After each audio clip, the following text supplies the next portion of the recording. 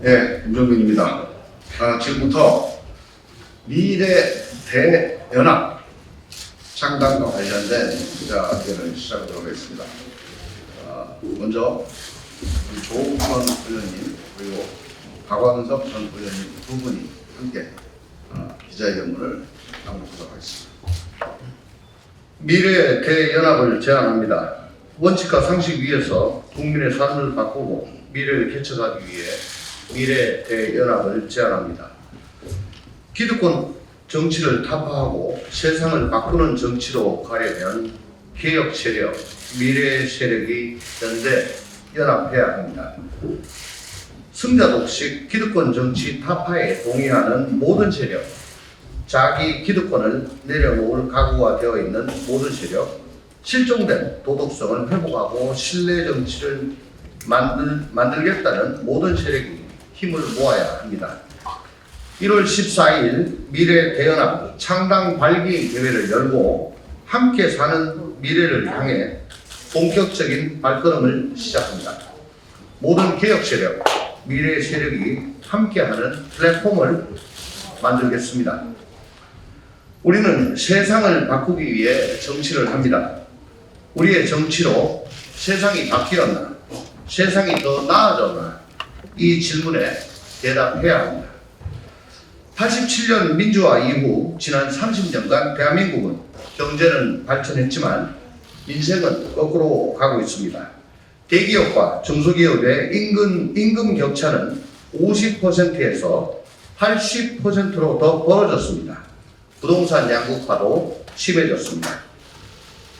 수도권의 집값은 갈수록 올라 정상적인 수입으로는 내 집 마련을 꿈꾸기 어려운 세상이 됐습니다.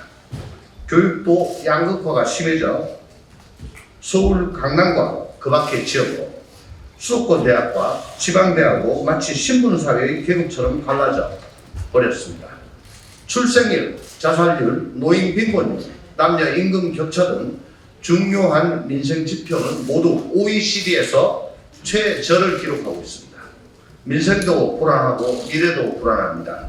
산업화, 민주화, 정보화만 잘하면 선진국이 될 줄 알았는데 그게 아니었습니다. 국가의 경제 성적표는 세계 상위권인데 국민 민생 성적표는 최하위권입니다. 이 민생 성적표야말로 우리 정치 성적표입니다. 국민의 삶이 이렇게 거꾸로 가는 동안 대한민국 정치는 도대체 무엇을 한 것입니까?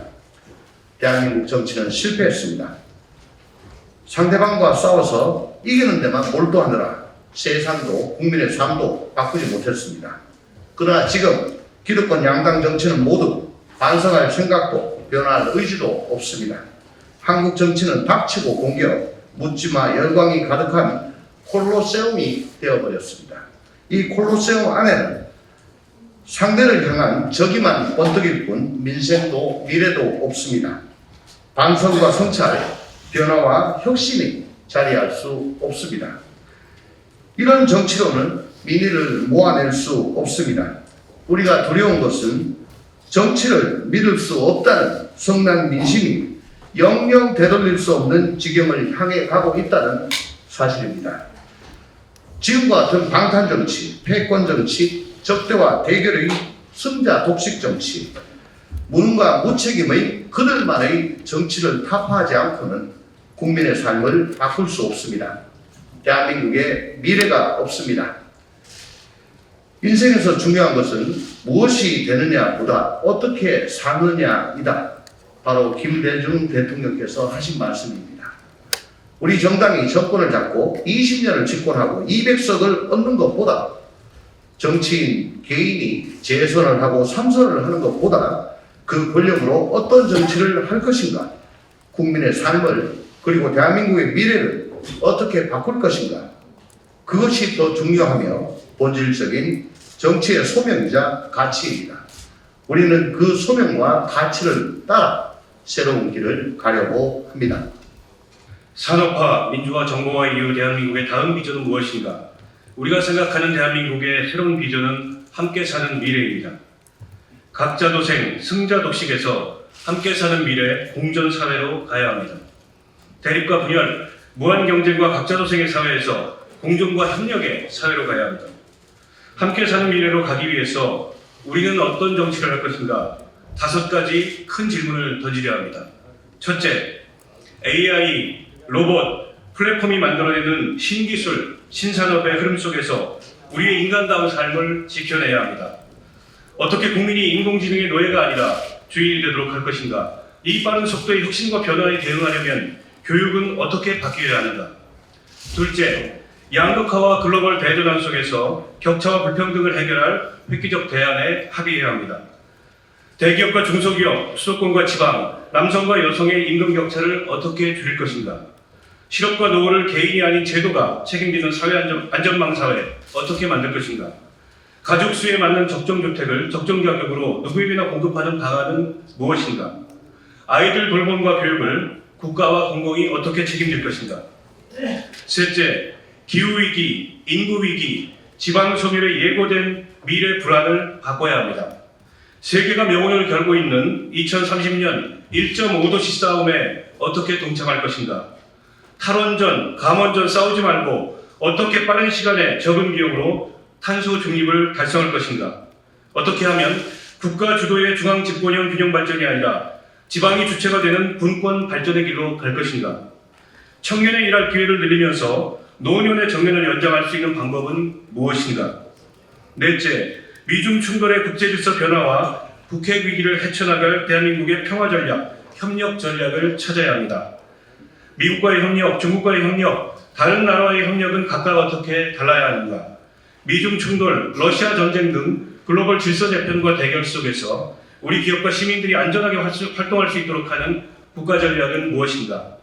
민족과 이념의 기준을 넘어 현실과 실용의 기준에서 대북 정책을 어떻게 재설계할 것인가? 다섯째, 넘치는 지식 정보, 다양해진 사회, 똑똑한 시민에 맞는 현대적 민주주의의 길을 찾아야 합니다. 갈수록 다양해진 의견과 이해관계를 해결하는 대화와 타협의 문화를 어떻게 만들어낼 것인가? 개인의 다양성을 최대한 존중하면서 사회적 통합을 어떻게 유지할 것인가? 좋은 결정을 내리기 위해 다수가 참여하면서도 수비와 토론이 가능한 민주주의를 어떻게 실현할 것인가?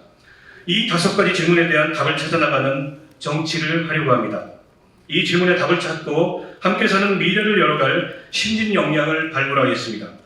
동참을 결단한 기존 정치인도 순차적으로 공개하겠습니다.